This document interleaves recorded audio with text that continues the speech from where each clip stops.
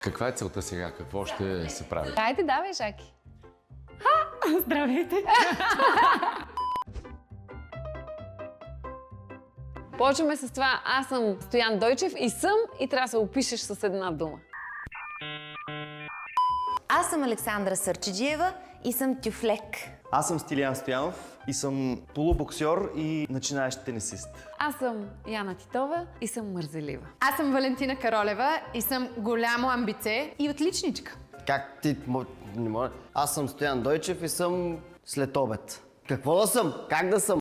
Ти спортуваш? Така. Хоп и кош.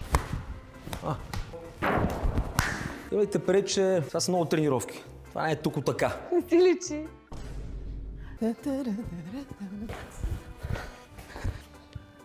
Ако не ми се налага да спортувам или да правя каквото и да било, аз просто нямаше да го правя. Много е важно движението. Много. Значи без движение съм малко. Аз съм Стоян Дойчев, съм попара. Виж попара колко е хубаво. Прости съставки, вкарани в едно, обаче красиво, хубаво ясте. Зад шведска стена или зад нещо там се бях скрил и нарочно пеех много високо. И хората спираха и се чудиха какъв е този глас, откъде идва. В същото време гледат мен, няма как да от мен този глас. Докато се обърна спорта, аз пак почвам. И така ми стана интересно, че те всъщност се заслушват в моя глас. Всъщност съвсем наскоро, последните 6 месеца, аз открих, че прахосмокачката ми действа много медитативно. Аз почвам да чистя. И не мисля за нищо друго, освен за прашинката, за косъмчето. И си казах, аз това усещане повече никога в живота си не искам да го изпитвам. Аз като тинейджър започнах да се занимавам с театър, което доста ме уравновеси и не ми даваше възможност да се занимавам с други глупости. Не винаги се случва планираното нещо на снимачна площадка или на сцена, но пък можеш да видиш какво на момента става и да му кажеш да. Ние не чуваме птичките как пеят.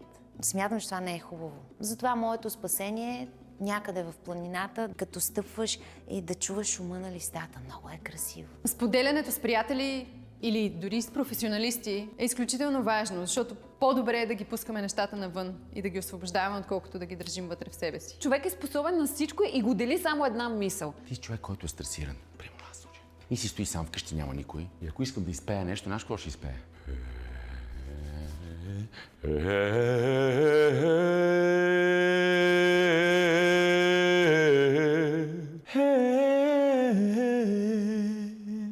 И ми мина. Аз съм Алек Алексиев и съм начинаещ в чистенето. Аз съм Яна Титова и съм начинаеща в това да си почивам. Здравейте, аз съм Орлин Павлов и съм начинаещ в скалното катерене. Благодаря. Аз съм Жаклин Дочева и съм начинаеща в справянето с стреса. Красиво е да се начинаещ. Когато си начинаещ, много повече опрощават грешките, така че аз съм Стоян Дойчев и съм начинаещ във всичко.